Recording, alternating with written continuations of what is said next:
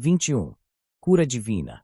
Existem várias maneiras pelas quais se processa a cura dos enfermos. Nos casos atribuídos a Jesus e aos apóstolos, teriam ocorrido curas instantâneas, nas quais as enfermidades desapareciam rapidamente. Para uma operação dessa natureza, seria necessário grande conhecimento espiritual, além da compreensão dos fundamentos da vida do enfermo, às vezes, a capacidade de modificar-lhe a mente, para que também mudasse sua maneira de pensar e agir. A enfermidade é apresentada como resultado de muitas existências vividas de modo desregrado. Seria uma resposta, uma consequência.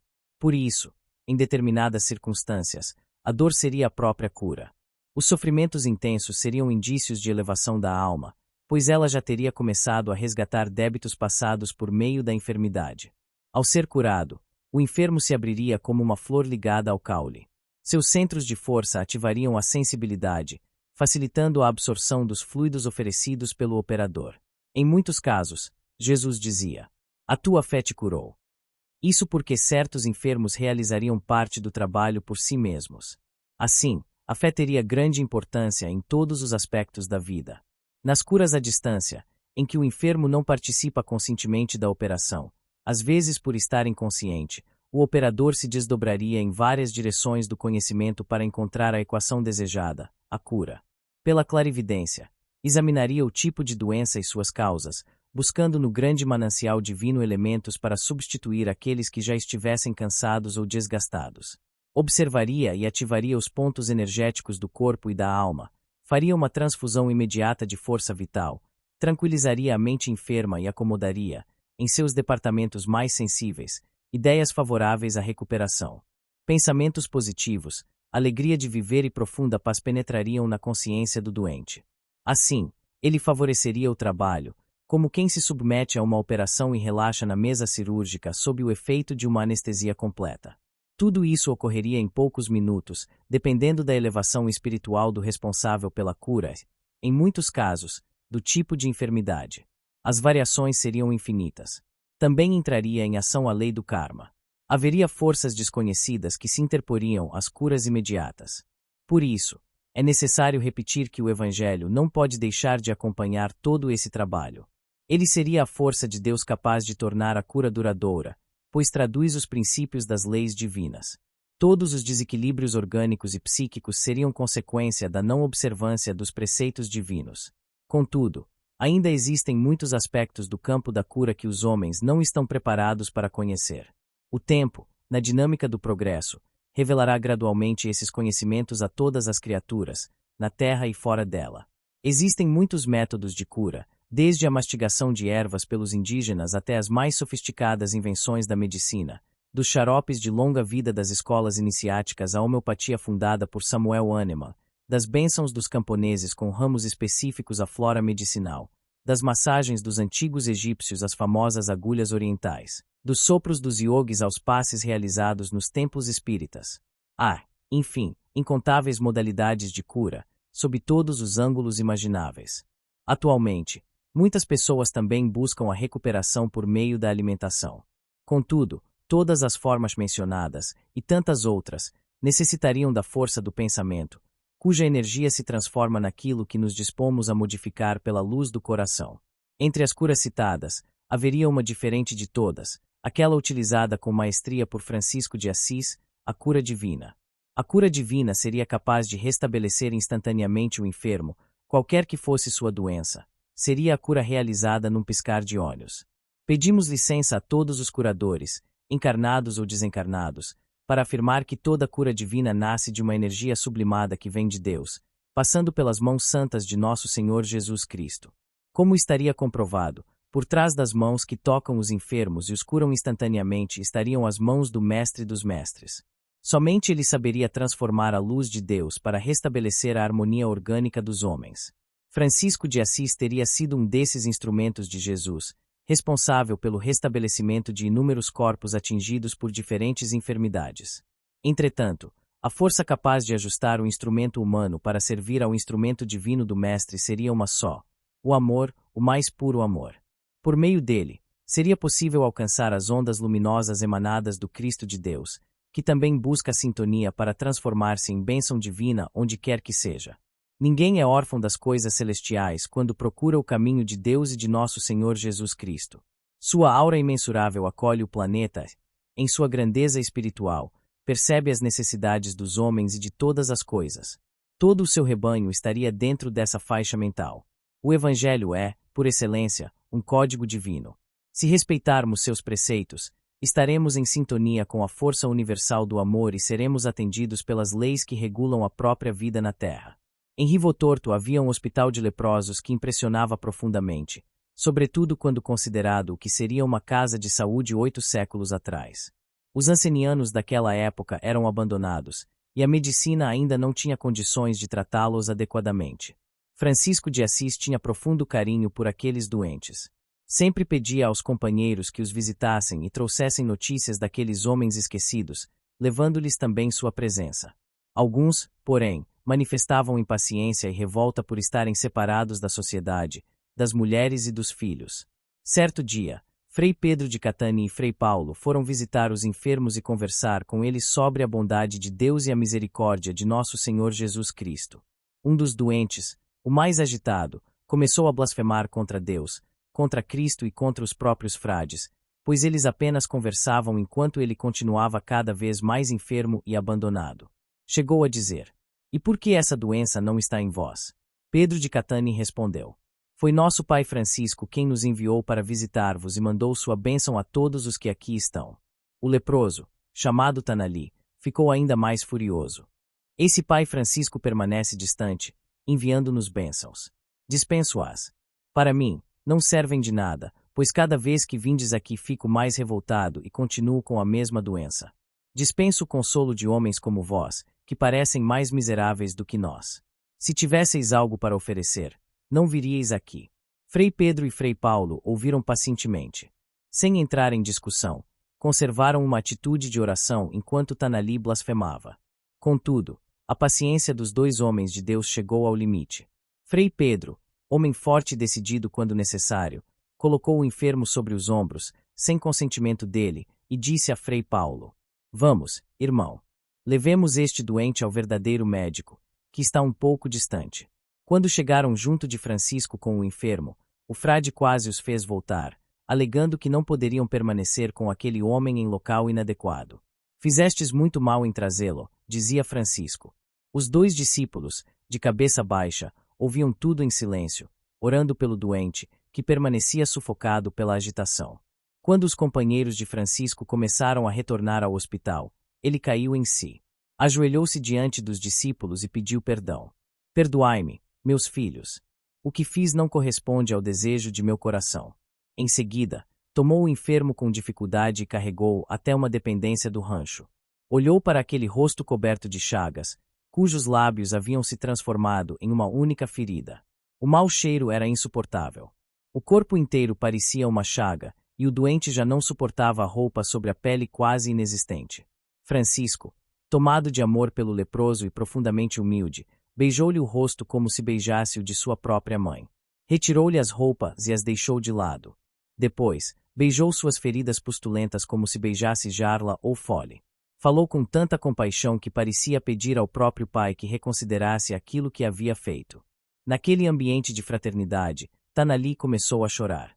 Francisco também não fez outra coisa. Os dois choraram juntos.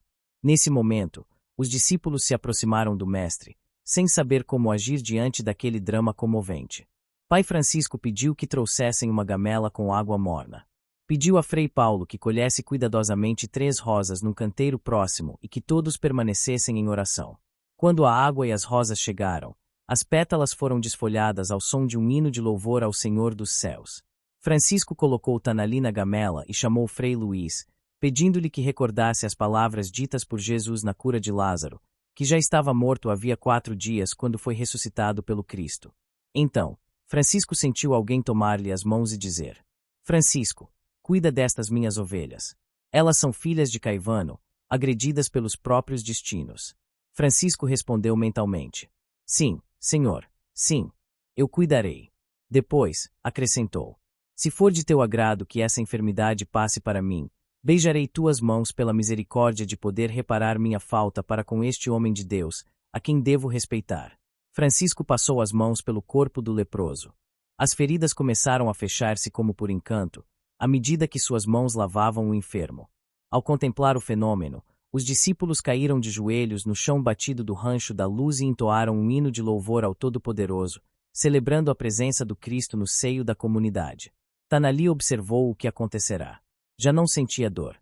Levantou-se no da gamela, ajoelhou-se, tomado de emoção, e beijou os pés de Francisco, molhando-os com lágrimas.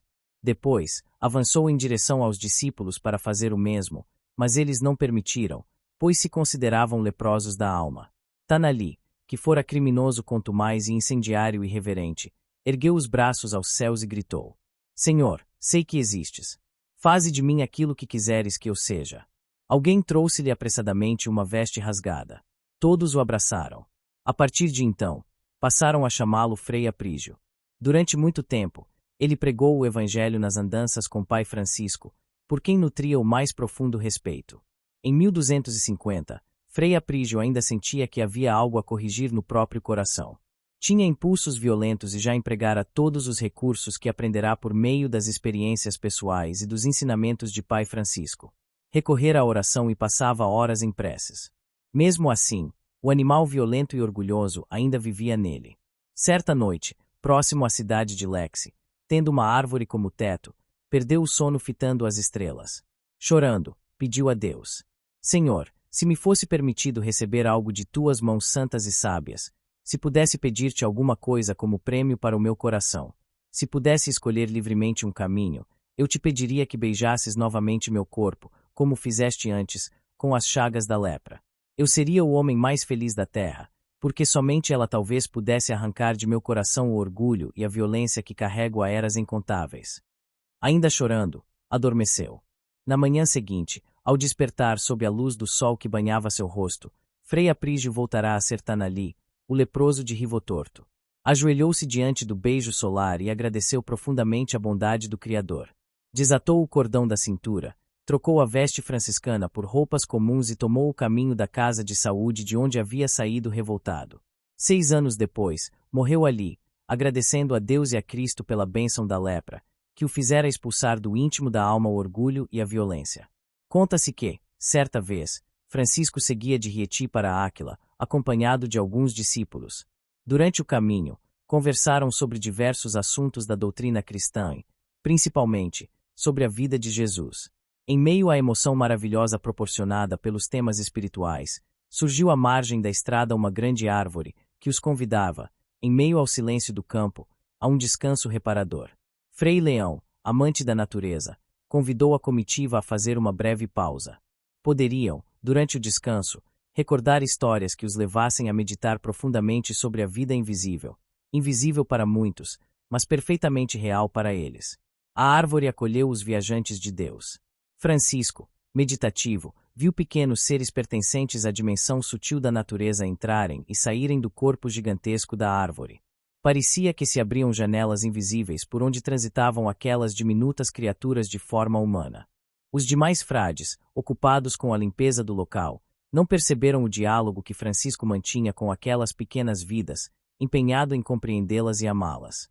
Logo, elas começaram a demonstrar grande interesse por Francisco de Assis. Subiam por seu corpo como um enxame de abelhas, deslizavam por seus cabelos e exibiam suas habilidades como artistas em um espetáculo. Celebravam a nova amizade com ruídos quase imperceptíveis, mas harmonizados com a própria natureza divina e com a ascensão das forças abundantes da vida. Francisco, ao contemplar aquele espetáculo invisível, emocionou-se até às lágrimas. Impulsionado pelo divino em seu coração, recitou, naquele templo natural, uma canção em tom universal. Vendo a obra, vejo Deus. Sentindo Deus, sou amor. Ah, quantas coisas se escondem de mim, de vós e de todos, filhas do Criador. Sinto-me nada diante da grandeza do universo. Sinto-me verme diante das belezas, que meu coração ainda desconhece. Deus tem filhos no mar, nas estrelas e no ar. Deus tem filhos nas árvores e na terra. Deus tem filhos até nas guerras. Que beleza é a função da natureza. Vejo a luz surgir no escuro. Vejo a vida perfeita nos monturos. Vejo o céu nas águas do mar. Vejo e sinto o amor no ato de amar. Quando descanso, a natureza trabalha. Quando durmo, a natureza trabalha. Quando trabalho, a natureza trabalha. Quem sou eu diante desta batalha? Deus é Deus dos justos. Deus é Deus dos párias. Deus é Deus dos que viajam. Deus é Deus dos que ficam em casa. Deus é Deus das sombras. Deus é Deus da luz. Deus é Deus das trevas. Deus é Deus de Jesus. Quando estou cansado, Deus está ocupado. Quando reclamo, Deus está trabalhando. Quando blasfemo, Deus está compreendendo. Quando odeio, Deus está amando. Quando estou triste, Deus está sorrindo. Deus é sabedoria, e eu ainda estou sonhando. Que beleza é a natureza! Que beleza é a profundidade da existência e do existir. Não compreendo, mas luto para corrigir-me.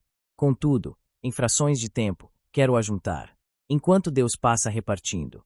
Quero colher, quero usurar. E Deus passa por mim semeando. Luto novamente, mas ainda não sei lutar. Penso na disciplina, mas não me deixo disciplinar. Avanço e caio, torno a avançar. E Deus me ouve, passa novamente por mim. Olha para meus olhos e sente meu coração. Então fala baixinho ao meu ouvido. Vem, eu vou ensinar-te a amar. Deus se retira, sinto sua ausência. E peço clemência. Mesmo assim, Deus não se esquece de mim. Envia um anjo em meu encalço. Num carro fulgurante de luz. De braços abertos, caio por terra. Penso que é o Cristo de Deus. Que é Jesus. E o cortejo dos céus entra em mim. Num cântico de louvor. Abre meu coração. E deixa dentro dele um tesouro. O de luz. O tesouro da dor Frei Leão, ao ouvir o cântico do poverelo, apressou-se em copiá-lo, mas era tarde, perdeu quase tudo o que Francisco dissera em êxtase. Alguns companheiros do filho de Assis haviam saído em busca de água e retornaram trazendo um líquido sagrado, impregnado pelo magnetismo da natureza, que parecia responder aos filhos da caridade durante o louvor de Francisco e a exaltação das leis de Deus. Passava por ali um homem que a população de Áquila apelidara de doido de Áquila. Era robusto, fisicamente privilegiado, caminhava sem parar e sofria de uma inquietação incomparável. Ao ouvir e ver Francisco de Assis naquele arroubo poético, acomodou-se junto aos franciscanos e escutou pacientemente a harmonia das palavras articuladas pelo homem de Deus, que louvava a natureza. Ao terminar, percebendo que seu rebanho havia aumentado, Francisco dirigiu-se a ele com alegria fraternal. O homem segurou a barra do burel do irmão menor e levou-a aos lábios, beijando-a com ternura incomparável. Um espírito de aparência animalesca e gestos inconfessáveis havia se unido àquela criatura de Deus, transformando-a no terror de Áquila e de Rieti. Derrubava casas, matava animais, devorava-os e dormia ao relento quando conseguia dormir. Liberto da possessão, voltou a ser Simeão, o curtidor de Rieti. Logo se lembrou da família, falou dos filhos e chorou de saudade. Francisco colocou a mão sobre sua cabeça, antes atormentada pelo companheiro invisível acolhido pelas trevas, e falou com ternura. Chora, meu filho, pois as lágrimas têm o poder de estabelecer a paz.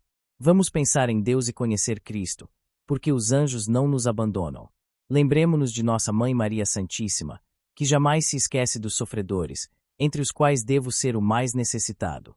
Permite que sejamos teus amigos e que te amemos, mesmo como viajantes sem residência fixa e sem recursos materiais para ajudar-te. Façamos de todos um só, para que o Cristo se sirva de nós na obra que lhe convier, em favor da paz. Simeão retirou o restante do manto que trazia sobre os ombros, e os discípulos de Francisco assustaram-se ao ver, em suas costas, uma ferida purulenta. A doença havia destruído a pele, penetrado nos tecidos e produzido odor insuportável. Eram, segundo a narrativa, vírus psíquicos transformados em agentes físicos. Francisco contemplou com compaixão aquela cena dolorosa e disse ao irmão sofredor: Simeão, senta-te, meu filho, para que eu possa ver tua chaga mais de perto. Pediu aos companheiros que orassem. O homem de Rieti atendeu ao pedido de pai Francisco. Este, com toda a ternura do coração, curvou-se sobre o Filho de Deus e beijou a enorme pústula em forma de cruz. Depois, pediu a água fresca que os companheiros haviam trazido da fonte da natureza e lavou a ferida.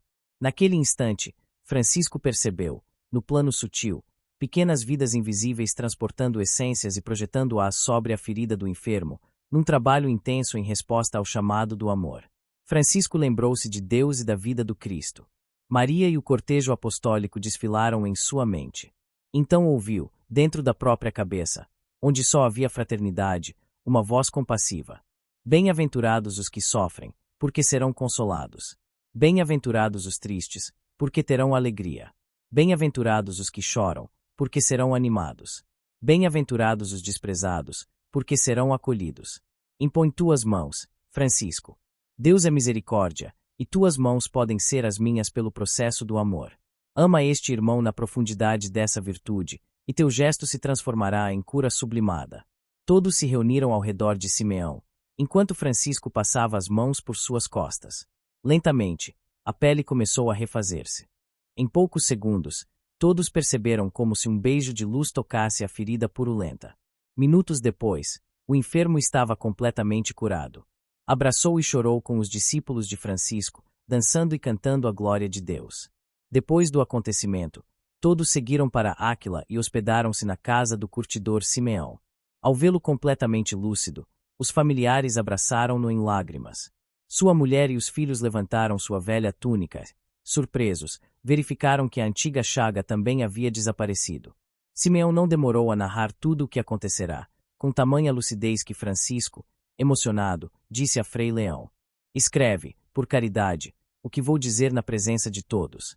Deus é Deus de amor, que transforma a semente em árvore, e em fruto que alimenta a vida. E, por vezes, o luto. Deus é Deus de amor, que muda o ninho dos pensamentos em ninho de luz, que transforma as ideias em ação, que nos conduz, ou permite que caiamos, para compreendermos Jesus. Deus é Deus de amor, que nos deu os pés, para que houvesse caminhada, ofereceu-nos as mãos, para o trabalho da enxada. Mas, se ferimos o companheiro, erramos a estrada. Deus é Deus de amor, que nos deu a cabeça para pensar, e nos premiou com o coração para amar. Quem aceita o ódio, não pode cantar. Deus é Deus de amor, que tudo fez sem alarde, que tudo realiza, ainda que julguemos ser tarde, e que nunca nos diz: sois covardes.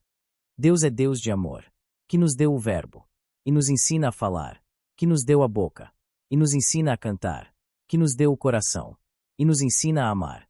Frei Leão transcreveu o cântico de Pai Francisco com interesse e alegria.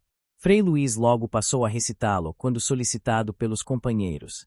Depois de uma refeição simples na casa de Simeão, os franciscanos agradeceram a Deus pela acolhida e cantaram como pássaros livres, junto da família, feliz pelo retorno e pela cura do curtidor. Impulsionado pela gratidão a Nosso Senhor Jesus Cristo, Francisco colocou a mão por dentro do burel e retirou um precioso tesouro, o Evangelho de Jesus, cujo texto fora copiado por Frei Pedro de Catani. Abriu o pergaminho de luz, no capítulo 9, versículos 1 a 27, da primeira epístola de Paulo aos Coríntios, leu em voz firme: não sou eu apóstolo, não sou livre, não vi eu a Jesus Cristo, nosso Senhor. Não sois vós minha obra no Senhor. Se não sou apóstolo para outros, certamente o sou para vós, porque vós sois o selo do meu apostolado no Senhor. Esta é minha defesa para com os que me condenam. Não temos nós direito de comer e beber. Não temos direito de levar conosco uma esposa crente, como também os demais apóstolos, os irmãos do Senhor e Cefas. Ou somente eu e Barnabé não temos direito de deixar de trabalhar. Quem jamais serve à sua própria custa? Quem planta uma vinha e não come de seu fruto? Ou quem apacenta um rebanho e não se alimenta do leite? Digo eu isso segundo os homens. Ou não diz também a lei o mesmo? Na lei de Moisés está escrito: não atarás a boca ao boi que debulha. Porventura Deus cuida dos bois? Ou não o diz certamente por nós? Certamente por nós está escrito: porque o que lavra deve lavrar com esperança, e o que debulha deve fazê-lo com esperança de participar dos frutos. Se nós vos semeamos as coisas espirituais, será muito que colhamos de vós bens materiais. Se outros participam desse poder sobre vós, por que não nós, com maior razão? Mas não usamos desse direito. Antes, suportamos tudo para não criarmos impedimento algum ao Evangelho de Cristo. Não sabeis que os que administram as coisas sagradas comem do que pertence ao templo, e que os que servem continuamente ao altar participam do altar? Assim ordenou também o Senhor aos que anunciam o Evangelho, que vivam do Evangelho. Eu, porém, não usei de nenhuma dessas coisas, nem escrevi isto para que assim se faça comigo. Melhor me seria morrer do que alguém tornar vã a minha glória. Porque, se anuncio o Evangelho, não tenho de que me gloriar, pois me é imposta essa obrigação. E ai de mim se não anunciar o Evangelho. Se o faço de boa vontade, tenho recompensa, mas, se o faço contra a vontade, Apenas uma responsabilidade me foi confiada. Qual é, então, a minha recompensa? É anunciar gratuitamente o Evangelho de Cristo, para não abusar do poder que tenho no Evangelho. Sendo livre para com todos, fiz-me servo de todos, para ganhar ainda mais. Fiz-me como judeu para os judeus, para ganhar os judeus, para os que estão debaixo da lei, como se estivesse debaixo da lei, para ganhar os que estão debaixo da lei. Fiz-me como fraco para os fracos, para ganhar os fracos. Fiz-me tudo para todos, para por todos os meios chegar a salvar alguns. Faço tudo por causa do Evangelho, para ser também participante dele. Não sabeis que os que correm no estádio correm todos, mas somente um recebe o prêmio. Correi de tal maneira que o alcanceis. Todo aquele que luta exerce domínio próprio em tudo. Eles o fazem para alcançar uma coroa corruptível, nós, porém, uma incorruptível. Eu corro, portanto, não como quem corre sem direção. Combato, não como quem golpeia o ar. Antes, subjugo o meu corpo e o reduzo à servidão, para que, pregando aos outros, eu mesmo não venha a ser reprovado. Todos compreenderam a lição de renúncia a qual Francisco de Assis se dedicava e a necessidade de libertar-se das amarras humanas para tornar-se exclusivamente servo de Cristo. Também compreenderam a razão da obediência de Francisco ao Papa Inocêncio III, uma obediência sem conivência, destinada a alcançar as ovelhas perdidas e a manter o Evangelho de Jesus em evidência, com o amor puro que pudesse brotar de seu coração. Frei Paulo fez uma longa explanação sobre o texto lido, encantando todos os presentes. A família de Simeão ficou profundamente tocada por aquele convívio espiritual. Assim, os franciscanos realizaram o primeiro culto no lar da cidade de Rieti. Ao terminar a conversa evangélica, Francisco ofereceu a Simeão o pergaminho de luz e disse: "Esta deve ser a semente plantada em teu lar, para que germine em todos os outros lares desta cidade de Deus que nos acolhe. Louvado seja nosso Senhor Jesus Cristo." Fim do capítulo 21.